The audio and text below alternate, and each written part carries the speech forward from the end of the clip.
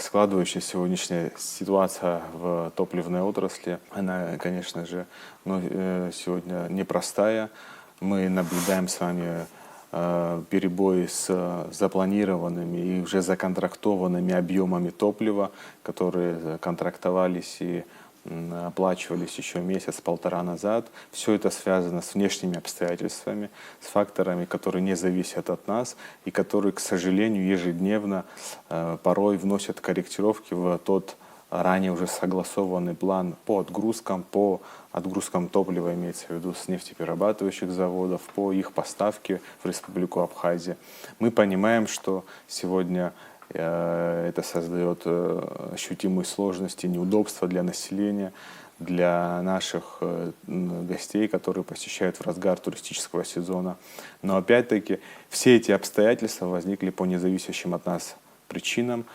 Правительство ежедневно, президент ежедневно контролирует, предпринимает различного рода решения, действия для того, чтобы все возникающие новые обстоятельства, они максимально быстро, оперативно отрабатывались. Естественно, мы понимаем, что есть определенные условия, которые требуют проработки тех или иных решений для того, чтобы своевременно обеспечить поставку. Но все руководство сегодня Абхазии в ежедневном режиме, на самом деле, в плотном взаимодействии с нашими российскими коллегами, с федеральными органами власти, с российскими компаниями, которые осуществляют поставки в Республику Абхазия, ежедневно ведется с ними взаимодействие. Мы должны понимать, что эта ситуация, конечно же, она не только внутри Республики Абхазия сформировалась. Мы видим и наблюдаем те сложности, которые есть и в российских регионах, и должны, наверное, тоже с пониманием относиться, что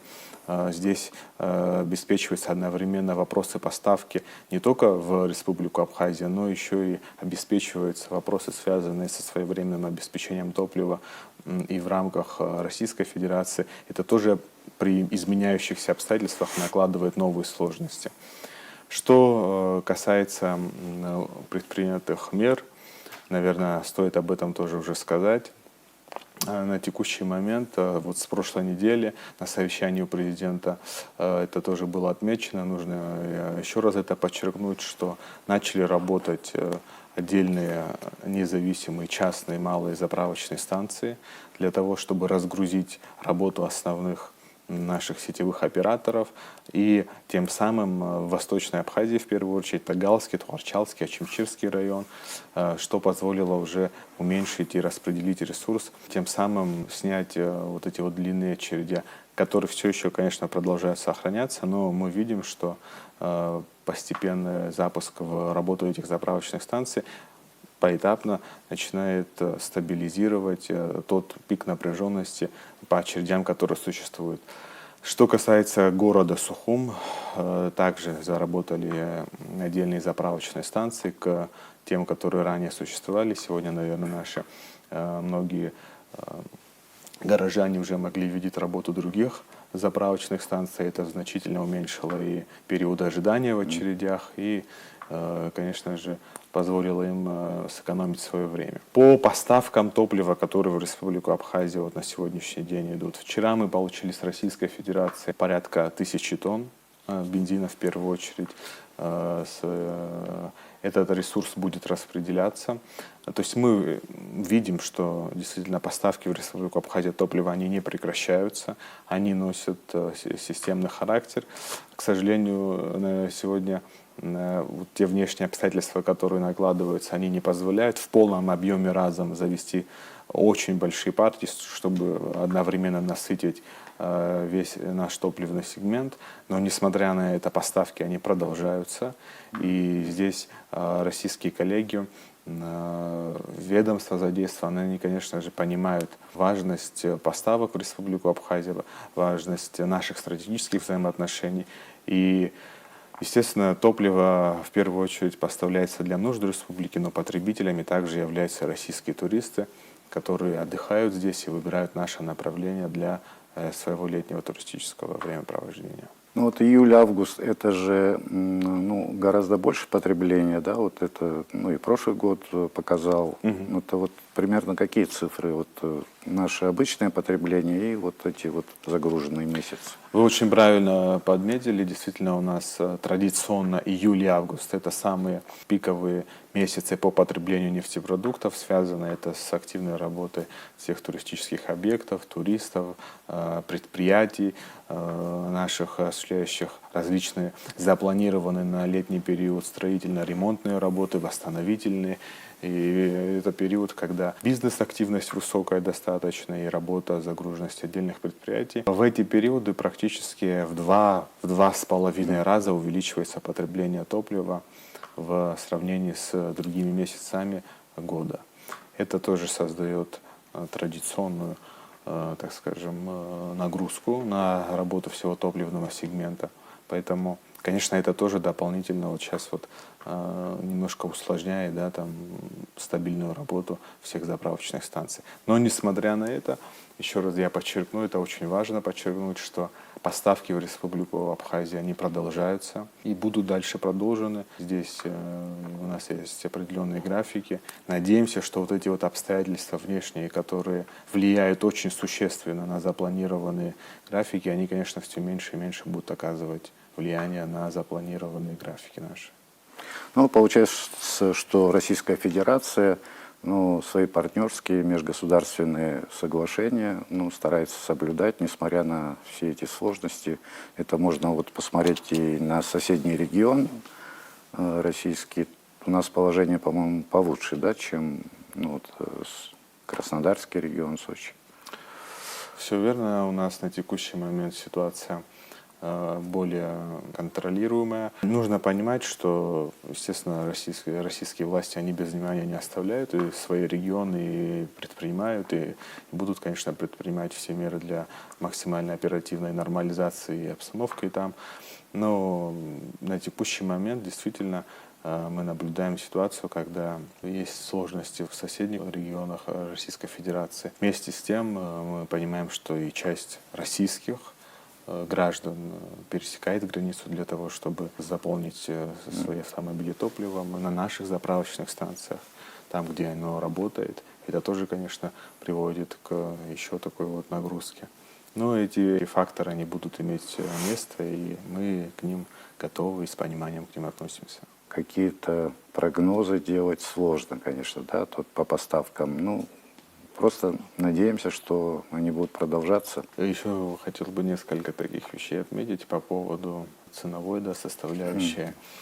Действительно, при возникновении уже ограничений, связанных с нормальной работой, они влияют, конечно, на стоимость, увеличиваются затраты, связанные с логистикой.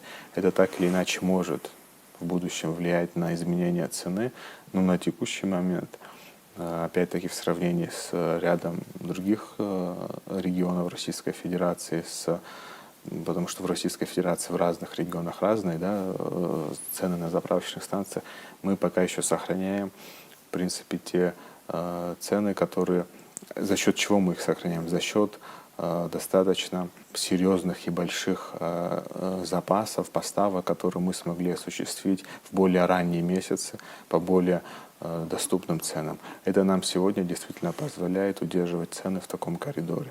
Мы понимаем, что ресурс, он у нас не безграничный. Естественно, изменение цены будет влиять и на розничную цену, закупочная цена будет влиять на розничную цену. Но на текущий момент за счет ранее осуществленных приобретений больших партий по доступным ценам нам удается сегодня существенно сдерживать цены, которые могли бы быть в сравнении с рядом других регионов. В каких сетевых заправках цены более так вот поддерживаются, ну, в том ключе, как вот было там месяц назад? Например, я сегодня заправился по 99, ну, 95-й бензин, я там без выбора, ну, увидел, есть, очередь была небольшая, ну, вот по 99 рублей. Ну, то есть дорожает, конечно. Смотрите, по 92-й бензин на заправке РН Абхазия в этом месяце стоит 73 рубля. В июле месяце розничная цена у них была 74 рубля. Дизельное топливо тоже сохраняется у нас по тем ценам, которые мы приобрели в предыдущие периоды. Но что касается отдельных заправочных станций, о которых вы рассказали, это связано еще раз с тем, что они получают с разных партий свои поставки. И, естественно, вынуждены их закладывать у них такие цены, исходя из тех закупочных цен, по которым они их приобрели. Были ли попытки найти еще каких-то независимых поставщиков, или это нереально? Эти попытки предпринимались и сейчас продолжают предприниматься. Президент тоже об этом на совещании подчеркнул, что ведется работа с различными направлениями, не только в Российской Федерации, например, в Турции. Но опять-таки есть обстоятельства, вот президент об этом тоже подчеркнул, что некоторые страховые компании отказываются сейчас страховать передвижение морских судов в связи с существенными рисками, которые сейчас существуют в акватории Черного моря. Но вместе с тем работа продолжается. Мы, конечно же, работаем в этом направлении. Ну вот в сложившейся ситуации, наверное, стоит вспомнить, во всех городах, и советских, и российских, и с давних времен всегда была какая-то альтернатива, да, то есть автобусу, трамвай, троллейбус. То есть если нет бензина, то работают троллейбусы, трамваи, коллапса не будет, то есть какое-то разделение. Вот у нас только в городе Сухум троллейбусы. И сегодня, глядя на то, что у нас электромобили тоже, в нашем городе Сухум я немало вижу. Конечно, в массе это небольшое количество, но уже люди приобретают. То есть, может, нам как-то тоже посмотреть на эти тенденции, закупать, допустим, не только автобусы с двигателем внутреннего сгорания, но и электробусы, там и маршрутные тоже есть, там гибриды и электромобили. По поводу, обеспеченности общественного транспорта, большая часть общественного транспорта и городского, и в районах, она заправляется дизельным топливом.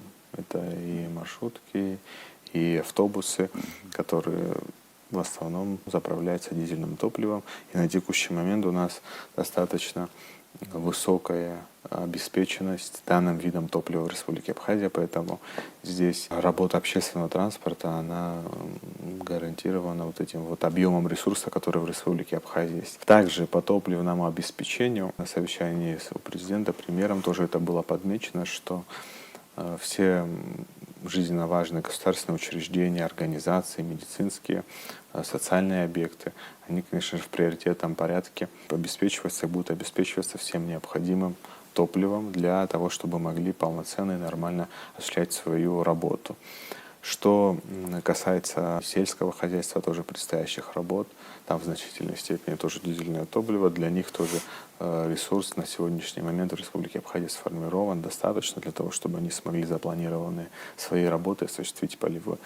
Естественно, внешняя обстановка, внешняя ситуация, она заставляет предпринимать такие запланированные, скоординированные межведомственные меры для того, чтобы обязательно обеспечивать в приоритетном порядке все наши социальные объекты тем ресурсом, который им необходим для того, чтобы полноценно функционировать. Еще я бы хотел добавить, что действительно текущая ситуация в обществе, она иногда по-разному воспринимается, но мы видим, что в целом люди с пониманием относятся к тому, что происходит, с пониманием имеется в виду, что понимают, что это действительно обстоятельства, которые не зависят от нас, которые очень часто меняют наши планы.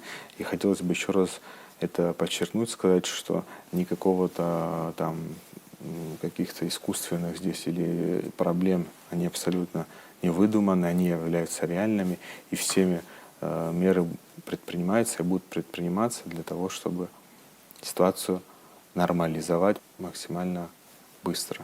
Больше терпения, больше порядка, чтобы в очередях соблюдалось, да, что можно им посоветовать людям.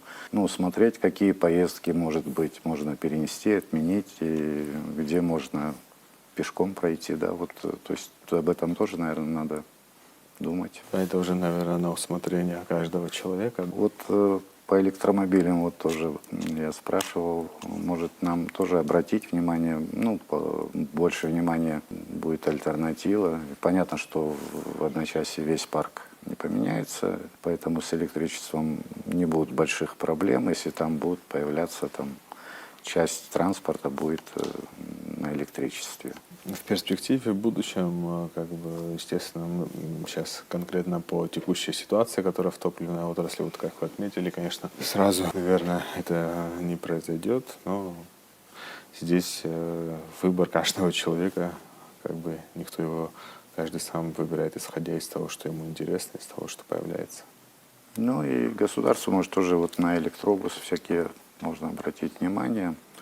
Может, это имеет смысл. Всегда хорошо, когда есть альтернатива. Ну, безусловно, мы видим, что вам прибавилось работы и вашему министерству, и правительству, и аппарат президента, наверное, да, вот все участвуют в этой работе. Какие надежды, вот, результаты вашей работы вот, в организационном порядке, может быть? И мы ежедневно взаимодействуем, я еще раз повторюсь, с нашими российскими коллегами, это с Министерством энергетики, с топливными организациями. Мы осуществляем регулирование тех поставок в Республику Абхазия. Мы ведем работу по распределению этого ресурса внутри Республики Абхазия. Мы согласовываем различные там организационно-технические параметры. То есть это может быть невидимая, да, работа, которая гражданину не всегда видна, но работа министерства, она не прекращается ни на минуту, особенно в последний период мы работаем очень долго, допоздна, и принимаем различного рода организационно-управленческие решения с нашими топливными компаниями, помимо таких уже каких-то традиционных, да, и классических совещаний на площадке самого министерства в режиме телефонного, да, взаимодействия находимся по нескольку раз, как минимум, и со всеми компаниями. То есть мы ежедневно ведем мониторинг всей ситуации в топливной отрасли, остатки, объемы, цены, где какие ресурсы сохраняются по заправочным станциям. Это, наверное, невидимая, да, обычному обывателю работа, но эта работа ежесуточно ведется в нашем министерстве. Еще по ограничениям есть эффект от них?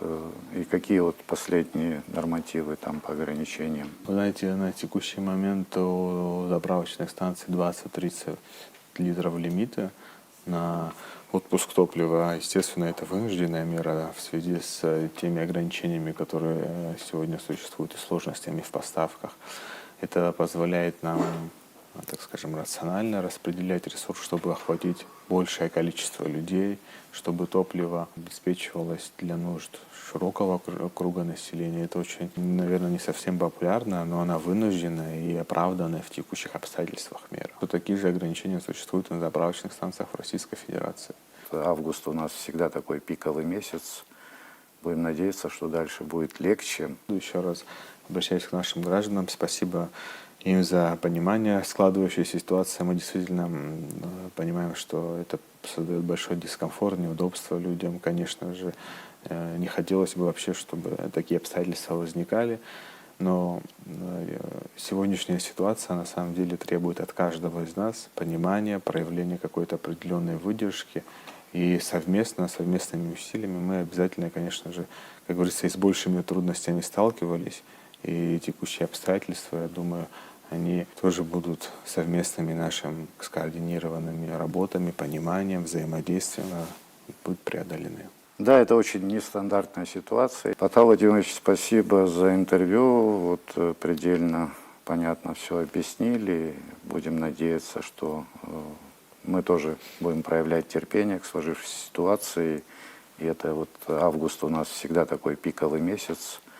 Будем надеяться, что дальше будет легче. Вот. Спасибо вам большое. Гарри, спасибо. Спасибо за сегодняшнюю беседу.